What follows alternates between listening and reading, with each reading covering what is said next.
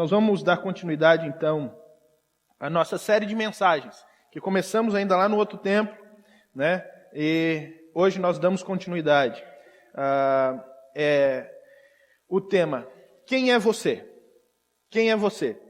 A igreja sob a ótica de Cristo. Com esse tema, a nossa intenção é levar a igreja a uma reflexão sobre quem realmente nós somos, qual é a nossa essência e como é que Cristo nos observa. Será que Cristo nos observa no momento, né, da expressão religiosa apenas, quando nós nos reunimos no templo, no momento em que nós estamos reunidos nessa assembleia solene, ou será que a ótica do Senhor ela vai além desse momento litúrgico e ela alcança de fato o nosso coração, o nosso interior, a nossa essência, e o Senhor quer nos perceber na presença dEle. Como é que é isso? Nós acreditamos que a Bíblia vai sempre nos levar a uma reflexão mais interna, uma reflexão mais essencial daquilo que realmente nós somos e daquilo que nós estamos nos tornando em Cristo. Então, quando nós falamos sobre quem nós somos, nós não podemos simplesmente ter uma resposta objetiva das nossas expectativas. É necessário que essa pergunta possa ser revertida ao Senhor e entendermos a ótica dele sobre a igreja, para que então possamos dar a resposta correta, não a resposta que esperamos, mas a resposta que ele espera. E então possamos falar assim, em Cristo nós somos igreja verdadeira, em Cristo nós temos melhorado, e então rever também determinados conceitos, determinadas atitudes, posições, formatos de vida que nós temos e que podem e devem ser transformados pela presença do Espírito Santo, pela presença de Deus na nossa vida. Eu convido você então a abrir a sua Bíblia em Apocalipse, no capítulo 3, do versículo 18 a 29. Nós estamos estudando as 7 cartas do Apocalipse. Apocalipse 3, 18 a 29.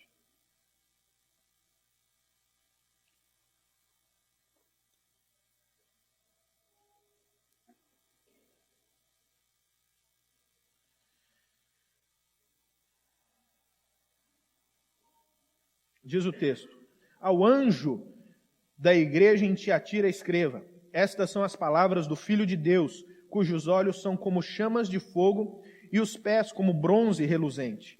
Conheço as suas obras, o seu amor, a sua fé, o seu serviço e a sua perseverança.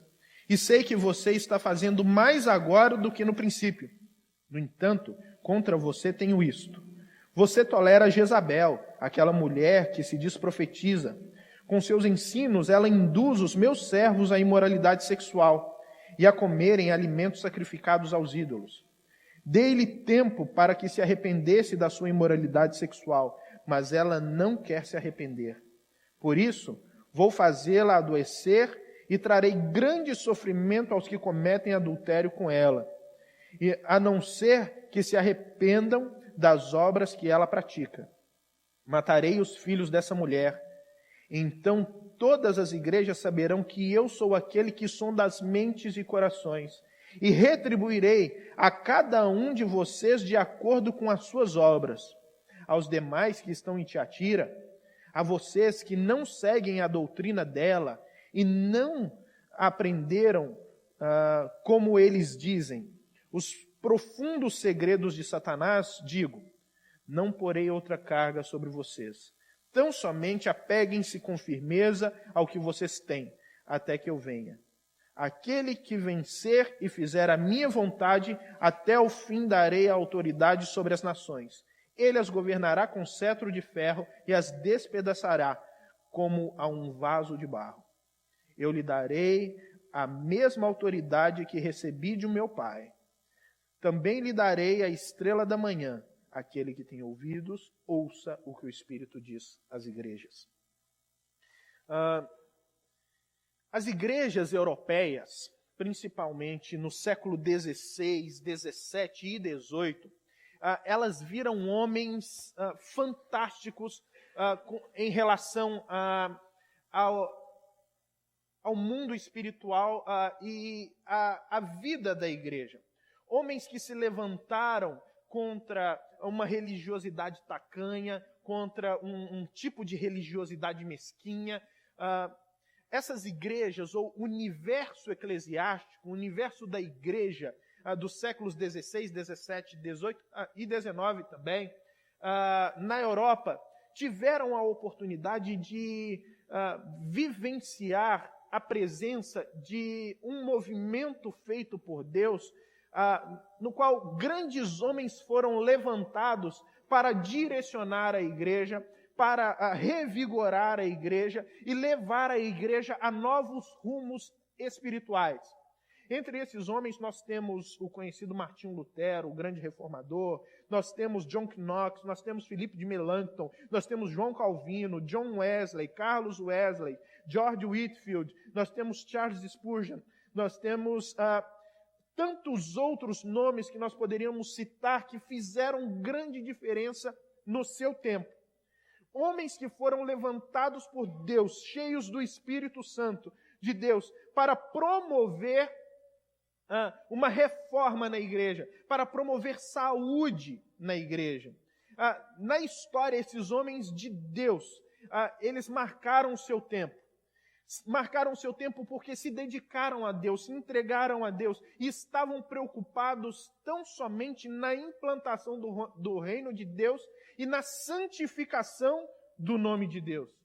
Eles não estavam preocupados simplesmente com a sua perspectiva de igreja ou com a sua vontade implantada na igreja. Não, eles estavam sim, empolgados com aquilo que Deus tem para fazer na igreja e através da igreja.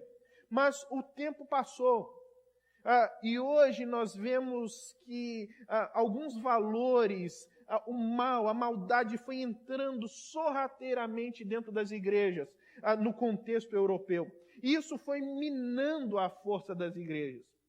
E a partir de ensinamentos errados, a partir de uma doutrinação errada, contrária às Escrituras, uma teologia barata e uma aceitação de uma cultura corrompida, tudo isso levou a igreja europeia a adoecer. E ela foi levada literalmente quase à morte. Quase à morte. Um tempo atrás eu gosto sempre de citar esse exemplo, porque eu estava assistindo televisão e estava passando um documentário a respeito da Inglaterra. Estava passando um comentário a respeito da Inglaterra. E a Inglaterra, no século XVII, ela viveu um grande momento de avivamento por meio de John Wesley, Carlos Wesley e George Whitefield.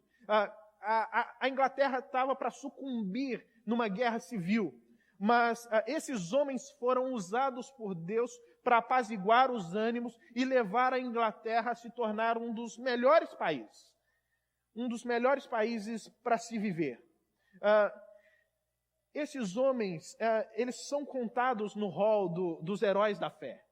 Dos heróis da fé. Mas eu estava, então, assistindo esse documentário e aí começou a passar uma balada. E era uma danceteria, né? E o pessoal então estava lá bebendo, como qualquer danceteria, né? E dançando, e o repórter estava entrevistando as pessoas. De repente ele se aproximou de uma parte de madeira, como se fosse aqui no nosso palco. Tinha uma parte de madeira e tinha uma bancada nessa parte de madeira. E ele arredou essa bancada. E tinha uma inscrição naquelas madeiras, que dizia assim: John Wesley pregou aqui. John Wesley pregou aqui. Aquele lugar que agora estava servindo de danceteria, para festas, havia sido uma grande igreja. Havia sido uma grande igreja, e por causa da aceitação de valores, doutrinas, conceitos culturais errados que entram dentro da igreja, uma teologia barata, tudo isso levou a igreja a adoecer e a morrer. e se tornar então aquilo que ela havia se tornado, simplesmente um lugar para abastecer aí os prazeres, né, os prazeres da carne. Nós corremos esse risco. Nós corremos esse risco quando nós não temos, de fato, os olhos fixos no Senhor. E quando a igreja ela não está comprometida com as Escrituras Sagradas e comprometida com a santificação do nome de Deus.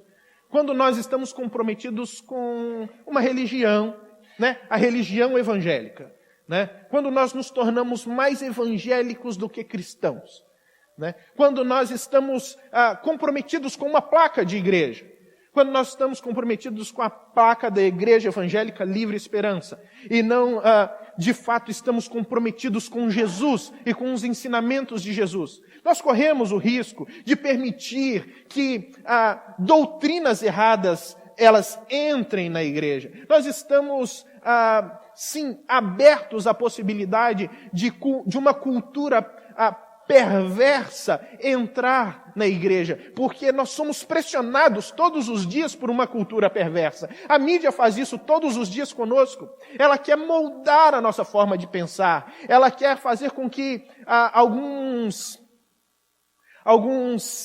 valores que são contrários às Escrituras tomem forma na minha vida e na sua vida, e se nós permitirmos isso, vai acontecer. Isso vai acontecer porque o mundo nos pressiona. O mundo nos pressiona a aceitar aquilo que ele impõe como certo, como verdade. Mas nós, como igreja, nós não aceitamos isso. Como igreja, nós nos dedicamos ao Senhor. Como igreja, nós nos comprometemos com o Senhor. Como igreja, nós vivemos para o Senhor. E como igreja, nós vivemos segundo os princípios da palavra de Deus. É isso que nós fazemos como igreja de Cristo. A igreja de Tiatira foi uma igreja extremamente influenciada pelo meio onde ela estava localizada. Essa igreja era das 7 cartas, ou das 7 cidades para onde foram direcionadas essas cartas, ela era a cidade mais pobre. Nela não haviam muitos templos, como nós falamos das cartas anteriores. Nela não havia um avivamento da adoração ao imperador. Não, a adoração ao imperador não tinha muita fama na cidade de Tiatira. Tá? Apesar de haver uma pequena prática também. Mas não era como na cidade, por exemplo, de Pérgamo, né? Totalmente aberta e que pressionava a igreja. Não. Também não haviam ali muitos judeus, como nas outras cidades, porque aonde havia judeu, a igreja padecia perseguição, e perseguições. Mas ali não haviam muitos judeus que pudessem perturbar a ordem da igreja. Era uma cidade, no entanto, onde existiam muitas corporações. Apesar de ser uma cidade pobre, haviam muitas corporações, principalmente na área de tecelagem. Nós sabemos disso porque até hoje existem inscrições naqueles lugares, nas ruínas, que falam a respeito das corporações que ali existiam. E parece que essas corporações promoviam almoços para os seus funcionários, e isso era muito comum na cidade de Tiatira. E esses almoços, eles eram dedicados aos deuses locais, ao panteão greco-romano, né? Que era imenso, enorme. E então todos esses almoços eram dedicados aos deuses. E muitos cristãos, muitos membros das igrejas participavam desses almoços. Né? Porque eles se abrigavam, né, no guarda-chuva dessas corporações para poder ter o seu sustento. E parece que a desculpa era uma só. Nós podemos participar desses almoços, nós podemos participar desses eventos, porque, de fato, esses deuses não existem. Nós sabemos que esses deuses não existem, então não tem nada a ver. se nós vamos participar ou se nós não vamos participar. Esses deuses não são verdadeiros. Nós adoramos o Deus verdadeiro e podemos participar. De certa forma, eles estavam corretos. O problema era no que incorria a participação deles nessas festas. Essas festas começavam sim com o relacionamento, a comida, mas sempre acabavam em licenciosidade e depravação sexual. Sempre acabavam em orgias. E esse era o grande problema, porque eles iam para essas festas e acabavam, no fim de tudo, participando desse tipo de situação.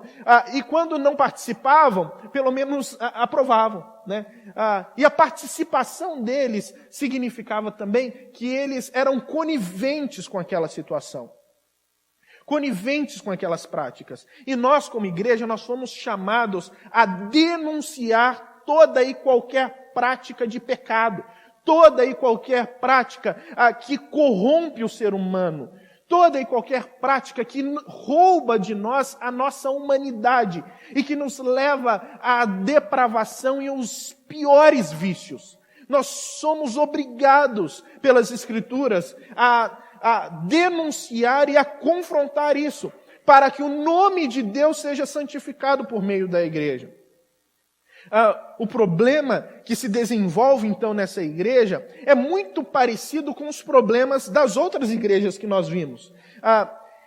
Elas começam a aceitar a cultura local entrando dentro da igreja. Porém, essa problemática, ela é acentuada. Essa problemática, ela ganha novos contornos. E por causa de uma mulher que assume uma determinada autoridade na igreja, esse problema é potencializado na cidade de Tiatira. Então o texto vai começar, como os outros textos que nós lemos: ao anjo da igreja em Tiatira, escreva. Né? Ao anjo da igreja em Tiatira, escreva. É muito importante nós sempre salientarmos que o anjo da igreja não é o pastor, e não é um anjo místico que fica atrás do palco da igreja, né, segurando algum livro místico também. Não, a palavra angelos, na verdade, que é traduzida por anjo, é também traduzida por mensageiro, né? Então, essa carta, ela era enviada ao mensageiro da igreja, aquele que tem autoridade para poder falar diante da igreja e ser levado a sério pelos irmãos. É para essa pessoa, então, que Jesus está escrevendo, para que essa carta seja lida na igreja e seja levada também em consideração. É necessário que haja uma desmistificação do papel do líder espiritual. Porque as pessoas usam esses textos para poder criar uma pressão na vida das pessoas, para criar determinadas autoridades que não é dada aos pastores ou a qualquer líder religioso nas Escrituras. Tá? O pastor, ele não é um anjo da igreja, ele não carrega, né, uma auréola na cabeça. Que se diga isso a minha esposa, né? Ela sabe muito bem que eu não carrego a auréola na cabeça. E outros textos que as pessoas usam, como, olha, não toquem no ungido do Senhor, né?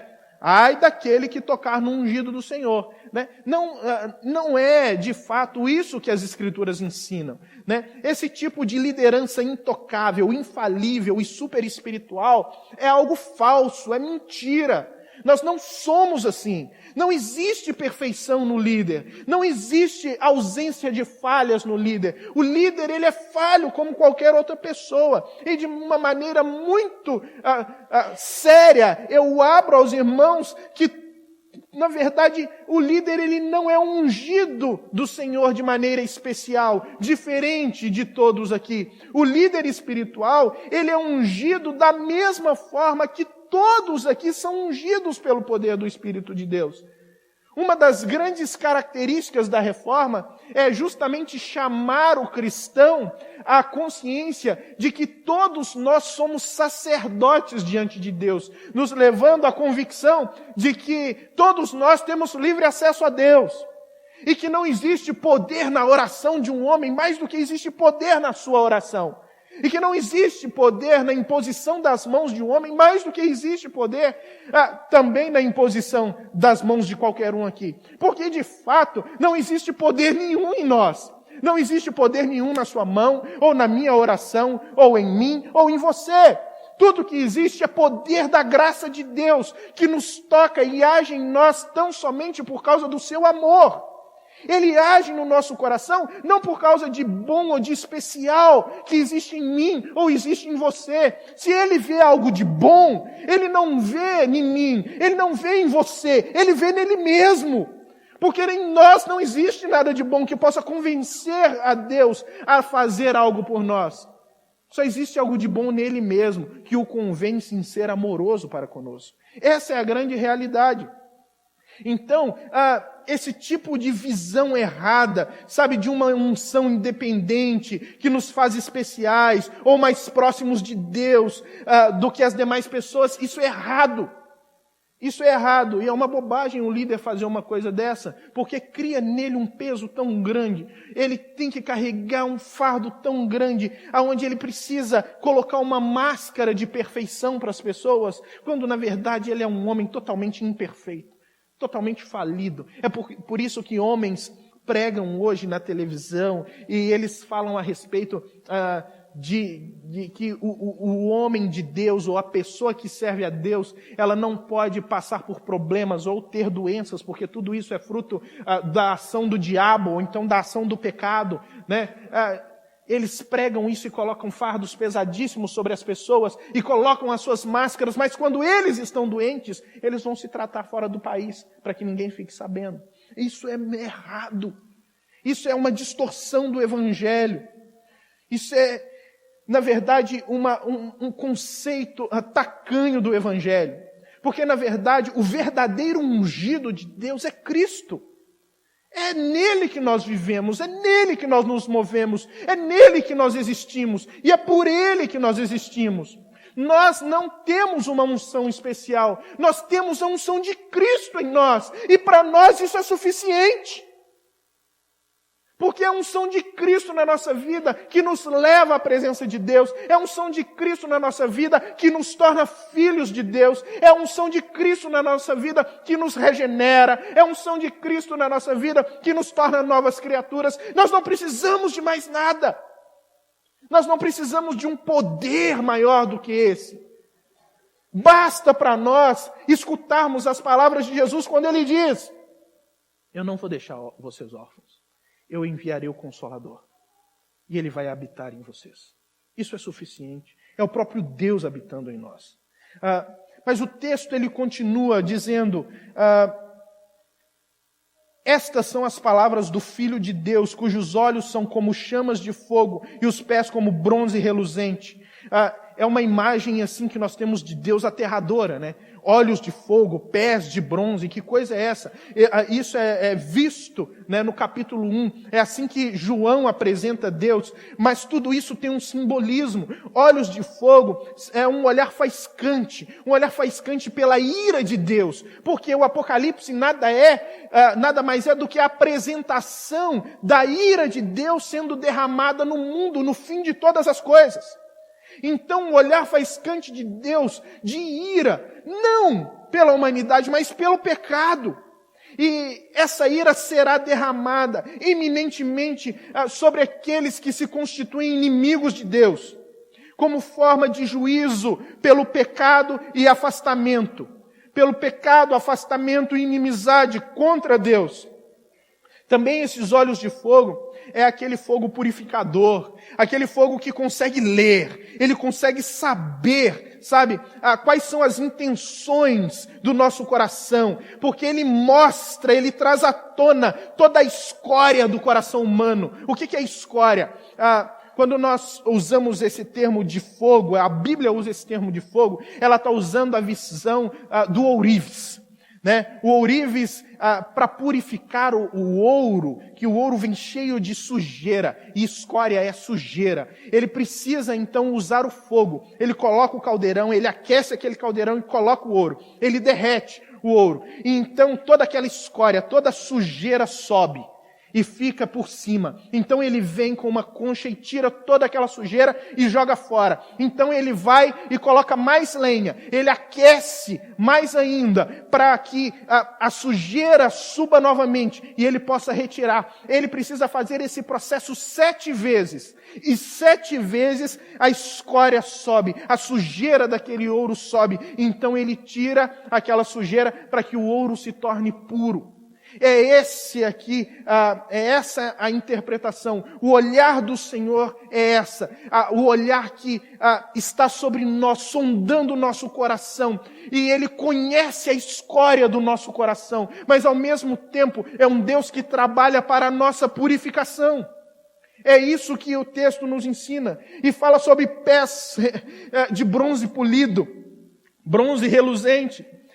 Fala acerca da determinação de Deus. Fala acerca de pés que não podem ser detidos para o cumprimento dos propósitos divinos. Deus determinou, Deus falou, Deus escreveu a história e sempre escreve a história. Deus, Ele é soberano em tudo aquilo que Ele faz. E Ele não perde o controle de nada, de nenhuma das partes da história humana. Deus não perde. Jó vai dizer assim: bem sei que tudo podes, e nenhum dos teus planos podem ser frustrados. Esses são os pés de Deus que caminham, sem poder ser detidos para a efetivação dos seus propósitos. Ninguém pode deter Deus naquilo que Ele então estabelece. É isso que o texto nos ensina. E o escritor, ou Jesus, na verdade, ele continua falando: olha, eu conheço as suas obras, o seu amor, a sua fé, o seu serviço, a sua perseverança.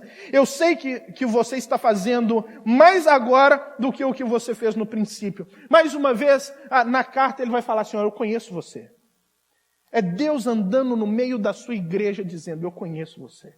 Eu conheço você. Ele anda aqui essa noite no meio de cada um de nós. Ele fala com cada um: eu conheço você. Eu conheço você. E quando ele fala eu conheço você, não é só conhecer pelo nome. Ele conhece o seu coração. Ele conhece a sua história. Ele conhece as suas intenções. Ele sabe a respeito da legitimidade do seu amor por ele. Ele sabe quem é você na presença dele. Ele sabe se você pertence a ele ou se não pertence. De fato, nós como igreja, nós não sabemos disso. Nós não sabemos. Ninguém sabe se o pastor Sérgio, de fato, pertence ao Senhor. Porque, às vezes, no contexto de igreja, nós conseguimos colocar uma máscara. Nós conseguimos colocar uma máscara de bom menino, né? E conviver com essa realidade mascarada. Mas com Jesus isso não funciona. Né? Ele sabe muito bem quem é quem. Ele sabe muito bem quem sou eu. Ele sabe muito bem quem é você. E isso ele deixa bem claro aqui quando ele diz: eu conheço as tuas obras, eu conheço quem é você e eu conheço tudo o que você faz. E ele começa a elogiar a igreja de Tiatira. Ele fala assim: eu conheço o amor, a fé, o serviço e a perseverança. Ele fala: olha, do amor surgiu o serviço e da fé surgiu a perseverança, né? É uma coisa complementando a outra.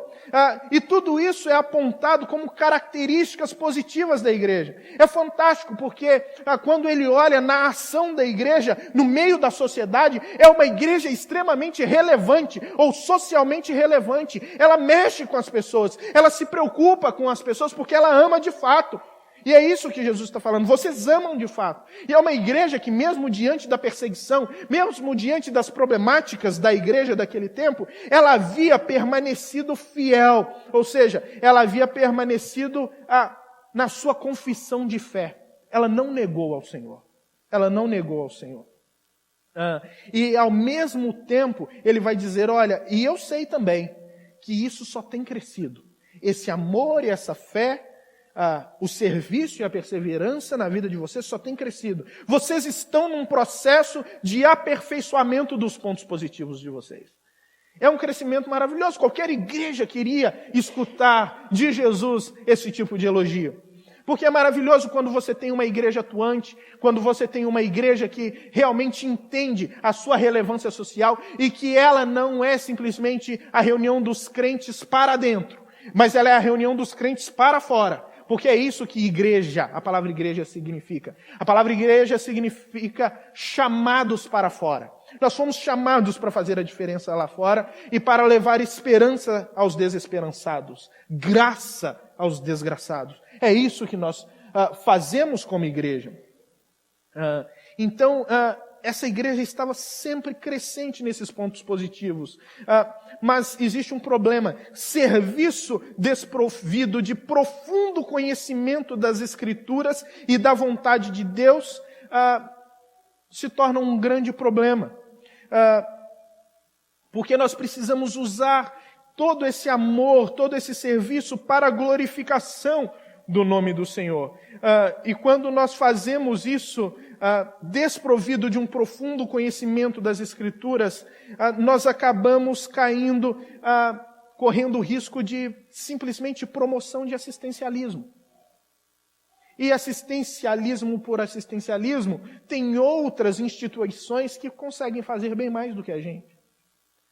Né? A LBV, por exemplo, é uma instituição que nós precisamos aprender muita coisa. É uma instituição espírita, mas precisamos aprender muita coisa. Eles são extremamente atuantes no campo do social. Mas a ausência de uma fé sólida, pautada pelas Escrituras, geram condenação para esse tipo de obra. Porque nós não promovemos simples assistencialismo, nós praticamos obras de justiça. É isso que a Bíblia nos diz. Nós sempre vamos praticar obras de justiça diante de Deus, porque todas as nossas obras precisam glorificar o nome de Deus. Nós corremos um grande risco de criarmos uma igreja com profunda relevância social, mas pouca profundidade espiritual. E não é isso que a Bíblia nos recomenda. Pelo contrário, nós seguimos o caminho oposto. Nós adquirimos grande profundidade espiritual. Então nos tornamos profundamente relevantes no contexto social. É assim que deve ocorrer uma fé sólida e uma fé bíblica. Isso acaba permitindo que a igreja seja dirigida por conceitos, valores e princípios que não fazem parte da palavra de Deus. Porque simples assistencialismo ou simplesmente fazer o bem, qualquer um pode fazer. Isso não quer dizer que os conceitos, os valores, os princípios aplicados nessa obra, que é uma obra de amor, sim, são, na verdade, conceitos, valores e princípios pautados nas Escrituras. E aí é que estava o problema da igreja de Tiatira. Faziam muita coisa, mas faziam muita coisa sem conhecimento genuíno das Escrituras. E não apenas sem conhecimento genuíno das Escrituras, mas permitiam, por causa dessa falta de conhecimento, que novos conceitos fossem aplicados e ensinados à igreja. Conceitos que, na sua essência e prática, eram contrários à vontade de Jesus. Então, o texto vai continuar dizendo, olha, no entanto, tenho contra você isto. Você tolera Jezabel, aquela mulher que se diz profetiza, com seus ensinos, ela induz os meus servos à imoralidade sexual e a comerem alimentos sacrificados aos ídolos. Em primeiro lugar, ele fala, olha, vocês toleram Jezabel. Quem é Jezabel? Né? Quem é Jezabel? Jezabel não era o nome da mulher. Tá? Não era o nome dessa mulher. Na verdade, ele está fazendo aqui uma ligação com o Antigo Testamento, aonde nós temos uma rainha chamada Jezabel, esposa de Acabe, que viveu nos tempos de Elias. Essa mulher era o diabo em pessoa. Essa mulher era o diabo em pessoa. Pensa na personificação do diabo, era essa pessoa. E todas as vezes que se fala de algo ruim, então você cita Jezabel. Foi essa mulher que introduziu naquele tempo a adoração a Baal, ou seja, a idolatria no meio da cultura israelense do Antigo Testamento. Ela começou a promover os cultos a Baal e começou a perseguir os sacerdotes de Deus, começou a perseguir os profetas de Deus. Ela perseguiu Elias, o grande profeta, de tal maneira que aquele homem, ele entrou em parafuso. Ele ficou assim totalmente desesperado da própria vida, a ponto de ir para o deserto, deitar debaixo de uma árvore e falar assim: Senhor, eu quero morrer aqui no deserto. Aí depois Deus foi lá, sustentou, deu pão e água para ele e mandou ele para... E ele desceu então para o Monte Horebe, chega lá no Monte Horebe e ele fala: Senhor, só eu sobrei. Só eu estou sozinho, Senhor, eu não aguento mais. E Deus fala assim: não, você não está sozinho. Tem outros também que eu preservei. Tem 7.000 pessoas aí fora que eu estou guardando, que eu estou cuidando e que temem ainda o meu nome. Mas naquele tempo, você vê uma nação inteira se corrompendo e Elias e mais 7.000. Né? Quando, na verdade, toda a nação estava corrompida, tudo isso porque eram induzidos à corrupção por Jezabel. Fora isso, ela era uma mulher dominadora. Ela perseguia os profetas com mão de ferro e ela queria matar todos eles, a fim de implantar a sua vontade. Ela dominava o reino. Quando você estuda a história do rei Acabe, você vai ver que o rei Acabe nem era rei, de fato. Porque quem reinava era Jezabel. Né? Ele era apenas um peão que ela mexia conforme aquilo que ele queria. E ele parece mais um menino birrento, né? E ela a mãe dele, e ela trabalhando para poder fazer a vontade dele. Né? Mas quem dava as ordens em Israel naquela época era Jezabel. Então, ela também é o exemplo de uma péssima esposa, manipuladora e dominadora do marido. Ela é o exemplo de tudo que há de ruim, tanto espiritualmente, no contexto da família, e também no contexto da implantação de uma cultura no meio do povo. Ela é apresentada como alguém que foi marcada como inimiga de Deus e alvo do seu juízo.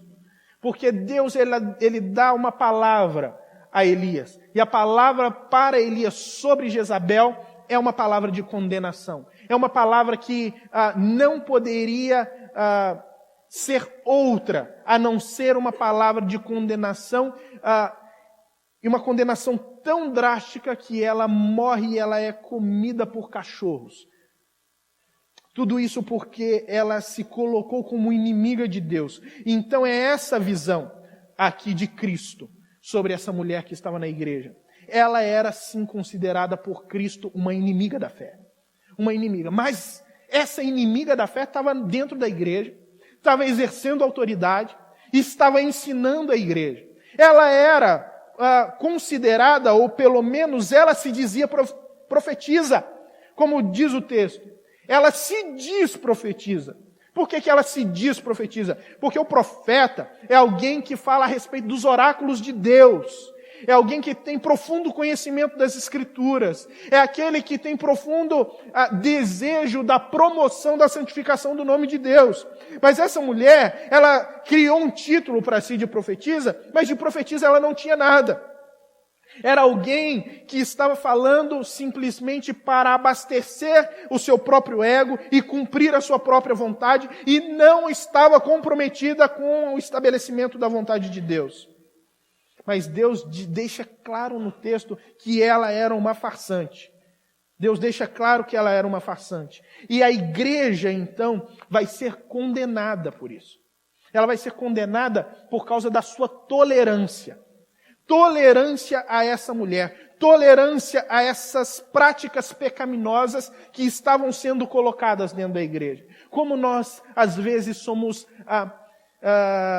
tolerantes com o pecado, coniventemente tolerantes. Porque, às vezes, nós não queremos criar alguma indisposição. Porque, às vezes, nós mesmos não temos autoridade para confrontar o pecado. E nós acabamos tolerando a entrada do pecado dentro da igreja. E esse pecado vai formando uma cultura muito perversa no meio da igreja. Pervertida no meio da igreja. E vai minando as bases da igreja. Assim como aconteceu na igreja europeia. Assim como aconteceu na igreja europeia.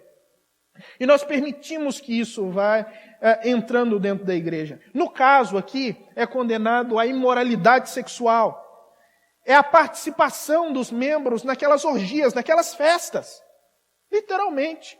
Ela apoiava isso. Ela falava, olha, se o crente ele precisa amar, uma das maneiras de amar é participar dessa festa. Né? Uma das maneiras de promover o amor é participar dessa festa. Né? Eles falavam, olha, nós podemos participar desse tipo de imoralidade sexual sem problemas. Sem problemas, porque o que vai ser salvo no fim de tudo vai ser o nosso espírito. E nós não estamos pecando em espírito. Nós estamos pecando só no corpo. Como se você pudesse desassociar corpo de espírito. Não podemos, né? Alguém já disse certa vez que o corpo sem alma é defunto e a alma sem corpo é fantasma. Né? Nós não podemos fazer isso. Nós somos um só na presença do Senhor. Nós somos um só diante de Cristo. E é assim que Ele nos vê. Algumas pessoas, ainda hoje, quando elas se convertem, elas não abandonam os seus deuses, como Jezabel não abandonou os seus deuses. Elas tentam carregar esses deuses para dentro da nova cultura, ou seja, para dentro da igreja, e tentam impor esses deuses para a cultura da igreja, para que a igreja aceite. E a igreja que é tolerante com isso, ela acaba sendo condenada por Deus. Deuses podem ser várias formas. Nós podemos ter hoje deuses que vão entrando e formam a cultura da igreja, que é muito comum. Por exemplo, a ganância.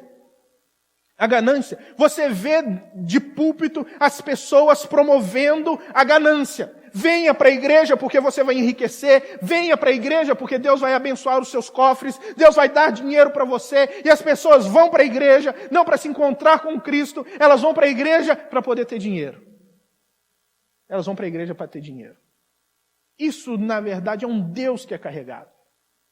Na Bíblia tem um nome, é Mamon. Né? Esse Deus é chamado de Mamon. Outro Deus que entra na igreja é o consumismo. Né? Nós vemos as pessoas vivendo hoje para o consumismo. Elas têm prazer no consumo. Elas perderam o prazer em Deus, o prazer em Cristo. E elas compram, e o cartão já estourou, mas elas compram, elas fazem outro cartão e compram, né? Tudo isso não para poder ter alguma coisa, mas é para poder suprir um vazio existencial dentro delas. Porque o fato de comprar é que gera prazer, não é o produto que traz a satisfação, mas é o fato de poder comprar. Isso revela muita coisa a respeito da nossa satisfação em Jesus. Quem é que realmente gera paz, tranquilidade e satisfação em nós? Então, muitos deuses podem entrar. E tem os deuses que são muito comuns também dentro da igreja. Aqueles que, às vezes, nós não gostamos de falar, porque, de fato, são tão comuns que passam despercebidos, né? Nós trazemos isso como, por exemplo, alguns conceitos errados de práticas culturais pecaminosas, tanto práticas familiares, quanto práticas de uma determinada região do nosso país, onde alguns pecados eles são mais praticados. Tudo isso pode entrar e sim determinar a igreja. E essas pessoas como Jezabel, elas até conseguem algum crédito dentro da igreja por causa do serviço. São pessoas trabalhadoras, são pessoas que estão fazendo as coisas dentro da igreja, mas elas não conseguem olhar para si mesmas e ver que elas têm uma cultura, elas têm um problema essencial, interno, de pecado, e que Cristo está contra elas nesse sentido. E que o serviço, trabalhar para Cristo é muito diferente de pertencer a Cristo. Porque pertencer a Cristo não significa simplesmente trabalhar para Cristo. E você trabalhar para Cristo não significa essencialmente que você pertence a Cristo. Porque o senso de pertencimento não vem pelo trabalho, mas vem pela transformação interna que nós temos como cristãos. Então algumas coisas são comuns no meio dos crentes e são aceitas, como por exemplo, maledicência. Falar mal de outras pessoas, indivíduos ou grupos. Tudo isso pode ser a manifestação de uma cultura marcada pelo pecado. E nós vamos aceitando isso aos poucos dentro da igreja. Quem fala mal de outras pessoas não leva em consideração as suas próprias falhas e os seus próprios pecados. Está sempre apontando para o outro. Está sempre enxergando os defeitos do outro. É sempre o outro que está na frente e que precisa ser depreciado. E muitas vezes nós toleramos isso. Nós toleramos esse tipo de atitude no nosso cotidiano. E às vezes adquirimos a mesma prática. E mostramos com isso que nós não servimos a Jesus de verdade. Quando nós toleramos, por exemplo, uma prática dessa, nós não levamos em consideração que a pessoa que ela é maledicente na sua frente, a pessoa que é maledicente na sua frente, uma pessoa que fala mal de outras para você, naquele momento você é o ouvinte. Quando você vira as costas, você é o alvo. E às vezes nós não levamos isso em consideração. Nós não levamos em consideração um assistencialismo egocêntrico, onde as pessoas começam a ajudar, as pessoas começam a fazer simplesmente para autopromoção. Isso acontece muito. As pessoas querem fazer para se promover. Nós não levamos em consideração a dominação. Quando líderes, eles querem dominar pela promoção do medo, da ganância e da culpa, que é o que nós vemos aí fora. Tudo isso sendo promovido nas igrejas e as pessoas sendo pressionadas na igreja. Olha, se você não der o seu dízimo, o devorador vai te devorar. Ou se você não der para a igreja, então você vai perder tudo. E promove a ganância. E falando, olha, a sua vida está mal, você está passando por problema, está tendo dificuldade. Mas é claro que você vai passar por dificuldade. E insere um monte de culpa na cabeça das pessoas. Fazendo com que elas vivam sempre essa pressão, nesse tripé maldito dentro das igrejas. Promovendo uma espiritualidade desastrosa, danosa. A utilização das Escrituras de forma espúria. As pessoas utilizam a Bíblia simplesmente para impor as suas vontades, para alcançar interesses particulares. Tudo isso está aí fora. A religião sendo usado para isso. Mas nós não agimos assim como cristãos. O que nós fazemos como cristãos é negar isso, é repudiar isso e nos entregar ao Senhor. Nos entregar ao Senhor para termos... Nós não vamos ter tempo de trabalhar tudo aqui, mas para podermos alcançar o que ele fala aqui no versículo 26. Aquele que vencer e fizer a minha vontade, até o fim darei autoridade sobre as nações. Ele as governará com cetro de ferro e as despedaçará como um vaso de barro. Eu lhes darei a mesma autoridade que recebi do meu Pai. Também lhes darei a estrela da manhã. Aquele que tem ouvidos, ouça o que o Espírito diz às igrejas. Da mesma maneira que pessoas com atitudes, cultura e vidas e práticas de pecado podem contagiar outras para o mal, os cristãos que permanecem na presença do Senhor também são dotados de grande poder, porque é o poder do Espírito Santo para promover o bem, para levar as pessoas à edificação, para levar e conduzir as pessoas até o trono de Cristo, para levar e conduzir as pessoas à presença de Deus, à santificação do nome de Deus, levar as pessoas a crescer e não a minar e sufocar a vida espiritual das pessoas. Os cristãos, eles são movidos pelo Espírito Santo para isso, porque eles são cheios de esperança de que essa promessa, de que um dia eles reinarão com Cristo em glória, vai se fazer e se concretizar na vida de cada um deles. Porque é uma promessa para mim, é uma promessa para você, mas é para aqueles que permanecem fiéis à palavra de Deus. É para aqueles que estão sendo transformados no hoje, para viver num ambiente diferente no amanhã.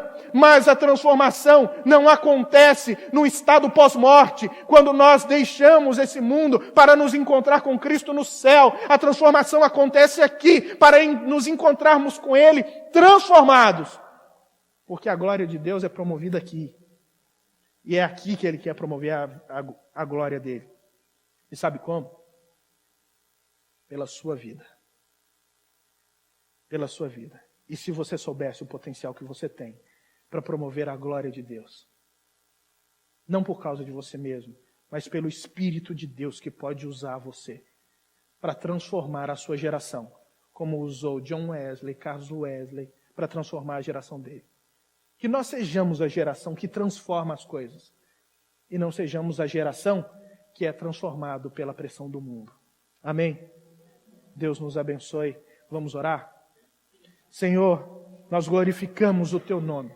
Exaltamos, Senhor, por causa da Tua bondade, porque o Senhor nos olha e o Senhor quer que pensemos de fato quem somos na Tua presença.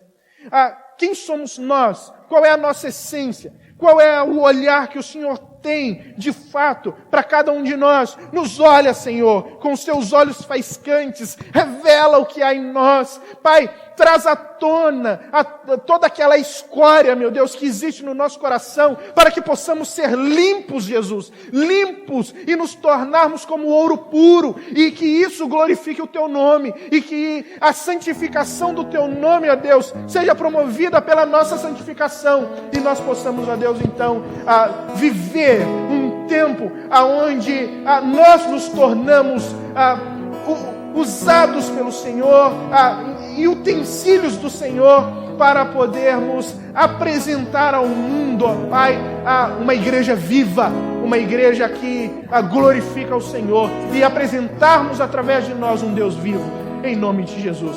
Nos leva em paz para os nossos lares, nos dê, ó Pai, uma semana abençoada na presença do Senhor, para a glória do Teu nome. Amém. Deus abençoe a todos. Tenham todos uma boa noite, uma boa semana.